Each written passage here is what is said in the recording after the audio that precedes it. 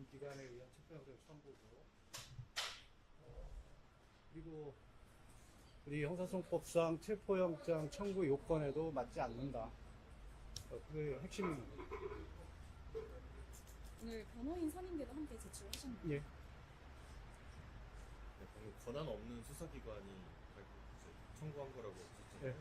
그럼 어느 기관에서 해야 된다고 보십니까? 어느 기관에서 청구해야 되는 문제는 지금 말씀드릴 사항은 아니고, 공수처는 내란죄에 대한 수사권이 없다. 이거를 말씀드립니다. 사실 수사기관이 딱 세 개잖아요. 그 중에서 어느 수사기관에서? 아니, 그것은 뭐 수사기관에서 판단할 문제고, 현재 영장 청구에 대해서는 말씀을 드립니다. 체포영장 청구 소식 들은 대통령은 어떤 반응이셨는지. 지금 대통령 체포영장 청구 관련해서 뵌 적은 없습니다. 영장이 발부되면 협조하실 계획이신지? 그건 그때 가서 얘기하겠습니다. 경찰에서 만약에 소환 요청을 하면 응하실 예정이신가요? 그거는 추후에 얘기하겠습니다. 지금 당장 문제는 아니고. 오늘 체포영장에 대해서만 말씀드릴게요. 근데 공수처에서 직권남용 혐의를 수사하면서 관련 범죄 수사할 수 있다 뭐 이런 입장이잖아요. 틀린 논리라고 보십니까? 맞지 않죠. 우선 현직 대통령에 대해서는 직권남용죄를 소추할 수가 없습니다. 물론 학설이 나뉘긴 하지만 수사할 수도 없다는 학설도 있고 수사는 가능하다는 학설이 있습니다. 수사가 가능하다 하더라도 최대한 자제되어야 된다는 것이 다수설입니다. 기본적으로 수사를 할 수 없거나 자제되어야 되는 제명, 직권남용죄, 그리고 소추할 수 없으면 명백합니다. 그런 제명으로 내란죄의 관련성을 주장하는 것은 법리적으로 맞지 않습니다. 그리고 직권남용죄의 어떤 법정형이나 여러 가지 이 죄의 형질과 성질과 또 내란죄의 법정형을 비교해 봤을 때 내란죄가 비교할 수 없을 정도로 중대한 범죄입니다. 그런 가벼운 범죄를 가지고 내란죄의 어떤 관할을 주장하는 것도 법리적으로 맞지 않습니다. 이거는 마치 나뭇잎이 단장 넘어왔다고 나무에 대한 소유권을 주장하는 것과 마찬가지입니다. 이게 무슨 꼬리에 대한 권리가 있다고 몸통에 대한 권리를 주장하는 그런 해괴한 논리라고 생각을 합니다. 준비하시는 말씀은 따로 없으시죠? 예, 특별한 거 없습니다. 오늘 체포영장이 권한 없는 기관의 부당한 체포영장에서 법리적으로 보면 당연히 각하돼야 된다는 것이고요. 그리고 체포영장 청구의 어떤 요건을 비춰봤어도 범죄 혐의의 어떤 상당성이나 소환 불응 이런 문제가 있어야 되는데 그런 요건도 전혀 갖추지 못한 영장이어서 또 당연히 기각돼야 된다는 생각입니다. 금이라는 내란 혐의로 자진 출석하는 게 없어요.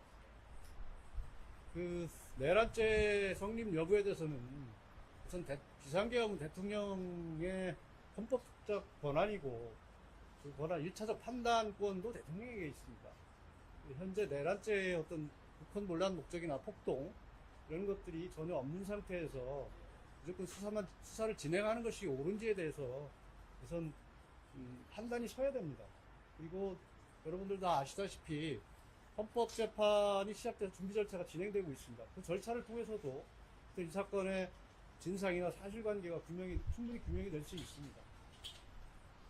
그 말씀은 수사기관에 가서 하셔야 되는 거 아닌가요? 수사기관에서 지금 정당한 수사권이 없는 수사기관에서 중독적으로 소환하고 불법적 수사를 장행하고 있기 때문에 그런 불법 수사에 응할 수 없다는 것이 기본 입장입니다. 하나 더 여쭤볼게요. 검찰이 그 기재했던 김용현 장관 그 공수사실은 어떻게 보세요? 거기에 기재된 대통령 그 여러 이야기들이 있었잖아요. 여러분들이 좀 상식을 가지고 판단해 보시기 바라겠습니다. 객관적 상황과도 맞지도 않고 상식에 부합하지 않는 진술, 일방적 진술들이고 또 그 진술하게 된 배경들에 대해서 상당한 의심을 가지고 있습니다. 저도 보도를 통해서 여러 번 봤지만 그 진술들이 나오는 과정 속에서 어떤 사람들이 누구를 만났고 어디에서 진술이 되고 했던 것들을 보면 진술의 배경에 상당히 의심을 가질 수밖에 없다 이렇게 생각합니다.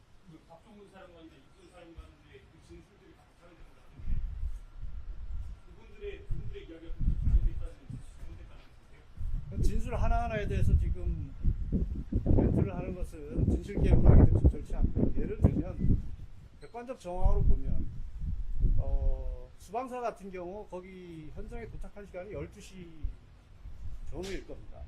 그때 12시 전에 수방사는 그 안에 굳게 들어가지도 못한 상황이었습니다. 경찰관이나 일반 사람들 군중이 있기 때문에. 그런 상황에서 무슨 구체적인 어떤 안에 들어가지도 못한 사람에게 뭐 어떤 지시를 했다는 것이 말이 되질 않고, 기본적으로 대통령께서는 국방장관을 통해서 무슨 지시를 했다는 입장이시고, 그 일선에 있는 현장에 있는 그 관계자나 경찰들에게는 현장 상황 파악 내지는 격려 정도의 전화했다는 것이 기본 입장입니다. 그 입장에 대해서도 헌재에 제출하셨나요? 네, 제출했습니다. 국회 통제는 대통령이 지시한 적이 없다. 아, 헌재에 제출한 건 아닌데 헌재는 이제 추후 답변서를 제출할 겁니다. 다시 여쭤볼게요. 국회를 통제한 게 대통령 지시가 아니다. 이런 말씀이시죠? 아니, 통제 여부에 대한 해석이 다르니까 그 부분은 추후에 재판이나 이런 과정을 통해서 또 말씀을 드리고, 또 진행 과정에 따라서는 여러분들께 또 말씀드릴 기회가 있을 겁니다.